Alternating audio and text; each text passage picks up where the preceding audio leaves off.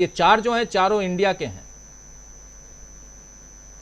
देखिए राजीव जी, पटकनी दे पाएंगे कि नहीं, लेकिन वर्तमान जो हालात हैं उस पर मुझे दुष्यंत कुमार का कहा हुआ कुछ याद आता है।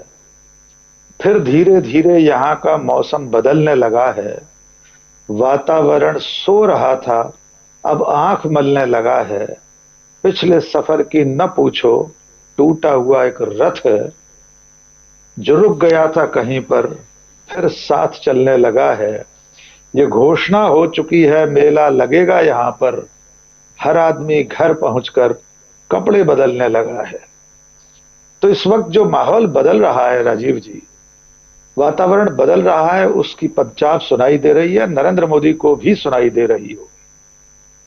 निश्चित तौर पर इस वैश्विक आयोजन को बनाने की कोशिश वे और उनकी पार्टी करेंगे ही। मुझे नहीं लगता दुनिया में तमाम दूसरे देशों में इस तरह के आयोजन होते हैं। क्या वहां के राष्ट्राध्यक्ष अपनी व्यक्तिगत ब्रांडिंग के लिए इस तरह की कोशिश करते होंगे कि हर 50 मीटर पर देश की राजधानी में माननीय प्रधानमंत्री का होर्डिंग लगा हुआ था, चप्पे चप्पे पर। शिवा साहिबा ने बहुत अच्छा मीम याद दिलाया कि किसी ने, कि बाइडेनों ने गले लगाकर ये चेक किया कि कहीं ये कोई फ्लैक्स या कोई गत्ते का कठपुतला तो हमारे सामने नहीं खड़ा है। सच्चाई यही है कि नरेंद्र मोदी अपनी विफलताओं की ऐसी ढलान पर हैं कि वे हर छोटे से छोटे मौके और बड़े से बड़े मौके को बनाना चाहते हैं। और सामने उनके गांधी खड़े हैं। हमारा गांधी खड़ा है, ये पीछे बैठे हैं हमारे तीन चार गांधी हमारे सामने सजीव दिखाई देते हैं। और संयोग और दुर्योग नरेंद्र मोदी के लिए ऐसा है कि उनमें से उनकी पार्टी में मौजूद एक गांधी दूसरे गांधी राहुल गांधी के सुर में सुर मिला रहा है। ये ज्यादा खतरनाक बात है नरेंद्र मोदी के लिए। वरुण गांधी भी लगभग वही कह रहे हैं जो राहुल गांधी पेरिस में जाकर बोल रहे हैं। ये नरेंद्र मोदी के माथे पर चिंता लाने के लिए पर्याप्त है।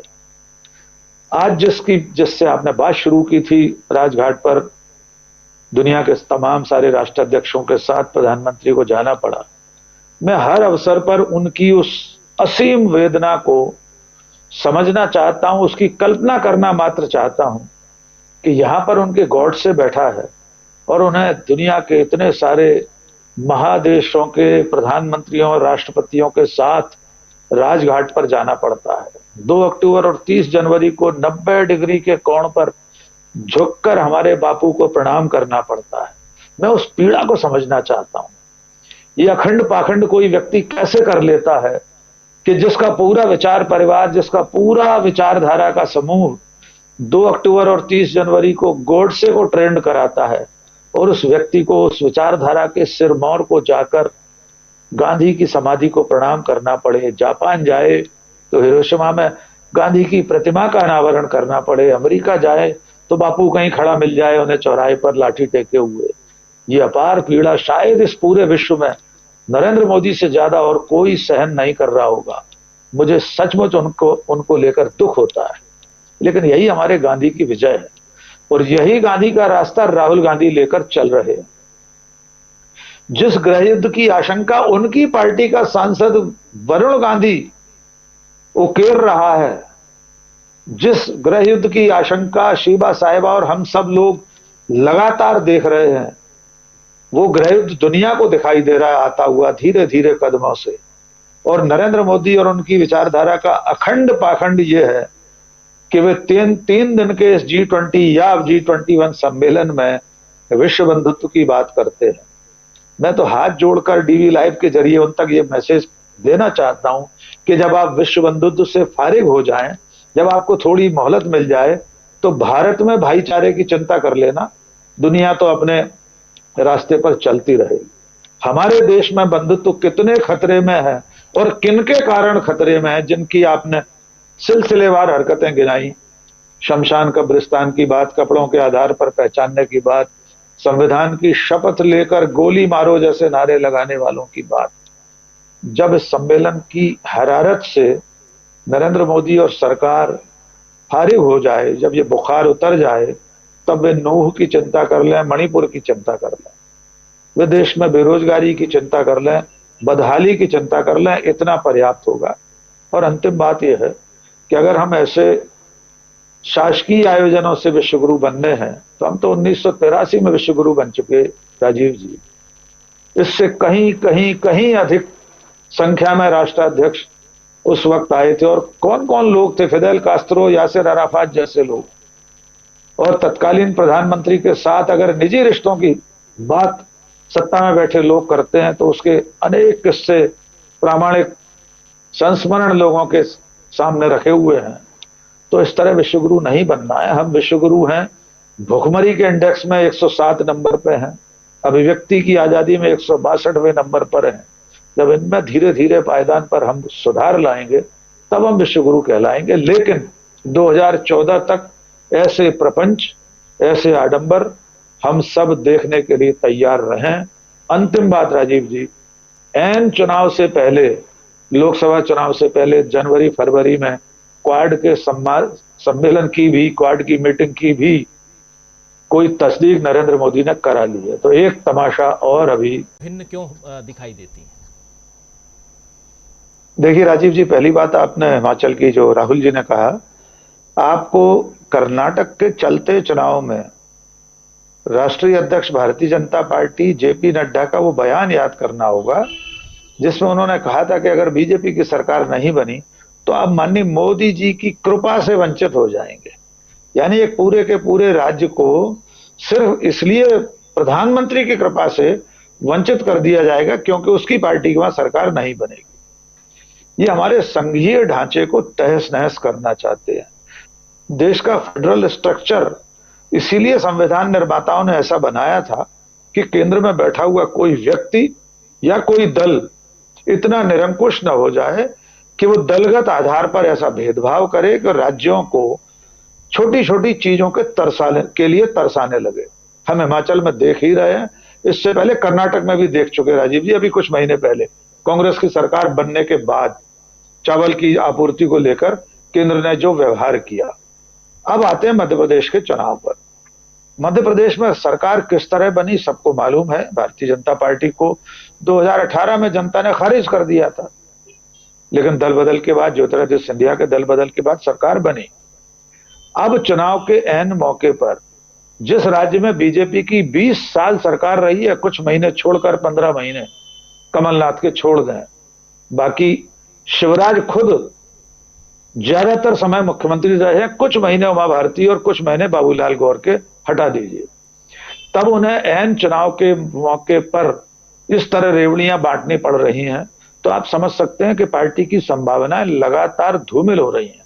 यहां चुनावी संभावनाओं की बात कर रहा हूं। और शिवराज सिंह चौहान जो कुछ कर रहे हैं वो तो नरेंद्र मोदी की परिभाषा में एक तरह से अपराध है, क्योंकि नरेंद्र मोदी जी कहते हैं कि मैं तो अवतार लेकर आया हूं रेवड़ी कल्चर को खत्म करने के लिए। लेकिन उन्हीं की पार्टी की सरकार, उन्हीं की पार्टी का मुख्यमंत्री मध्य प्रदेश में हर दिन रेवड़ियां बांट रहा है। पूरे मध्य प्रदेश में चप्पे चप्पे पर मामा की कृपा के होर्डिंग लगे हैं राजीव जी। उसमें बीजेपी सरकार नहीं लिखा, मध्य प्रदेश सरकार नहीं लिखा। मामा की वजह से मेरी मां ने इस बार रक्षाबंधन मनाया, मामा की वजह से 1200 रुपए आएंगे, मामा ने हमारे माँ को, हमारे परिवार को 500 रुपए, 460 रुपए, 50 रुपए का सिलेंडर उपलब्ध कराया, इत्यादि इत्यादि। तो ये जो व्यक्ति केंद्र राजनीति का सर्वोच्च उदाहरण नरेंद्र मोदी है, वैसा ही मध्य प्रदेश में हो रहा है। लेकिन यहां मानस अभी बदला हुआ है। लगातार चुनाव की बेला में बीजेपी में भगदड़ मची हुई है।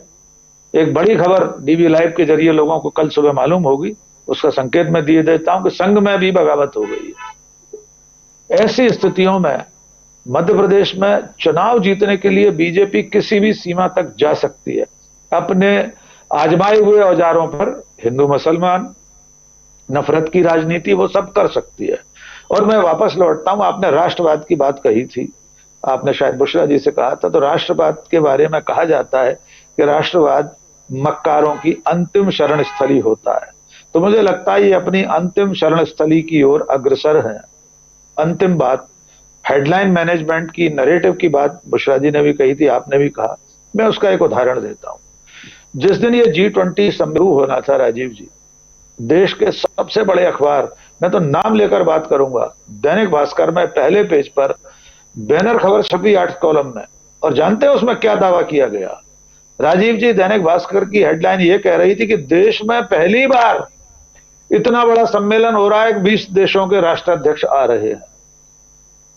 राजीव जी, जिस नई पीढ़ी के घर में वो अखबार पहुंचा होगा, जिसको इतिहास की जानकारी नहीं है, जिसने सिर्फ व्हाट्सएप विश्वविद्यालय का इतिहास पढ़ा है, उसे दैनिक भास्कर को बताने की जिम्मेदारी थी, दैनिक भास्कर की जिम्मेदारी थी कि वो बताए। बगल में एक सिंगल कॉलम का बॉक्स बनाती। हम लोग भी अखबार वाले हैं, 30-35 साल से पत्रकारिता कर रहे हैं, ऐसे हर अवसर पर बैकग्राउंडर हम लोग देते हैं। तो उसको बताना था कि 1983 में गुटनिरपेक्ष आंदोलन हो चुका, कॉमनवेल्थ का सम्मेलन हो चुका, गुटनिरपेक्ष आंदोलन की आधारशिला नेहरू ने रखी थी मार्शल टीटो और नासिर वगैरह के साथ। लेकिन ये जो 8 से 24 साल की पीढ़ी है जो वोट डालने जाएगी पहली बार, उसके दिमाग में हेडलाइन मैनेजमेंट के जरिए यह स्थापित कर दिया गया कि नरेंद्र मोदी की कृपा से देश में इतना बड़ा आयोजन हो रहा है जो इससे पहले कभी नहीं हुआ। ये अपने देश के साथ, पत्रकारिता के साथ किया जा रहा द्रोह है। सत्ता की बढ़ती करने में, सत्ता की ठकुर सुहाती में, उसका चारण भाट बनकर भारत की पत्रकारिता न केवल पत्रकारिता का नुकसान कर रही है, बल्कि लोगों का, लोक का और लोकतंत्र का भी भारी नुकसान करने जा रही है और कर रही है दिन प्रतिदिन। और उसका एक बड़ा नजारा हमने G20 सम्मेलन में देख लिया। जी राजीव जी।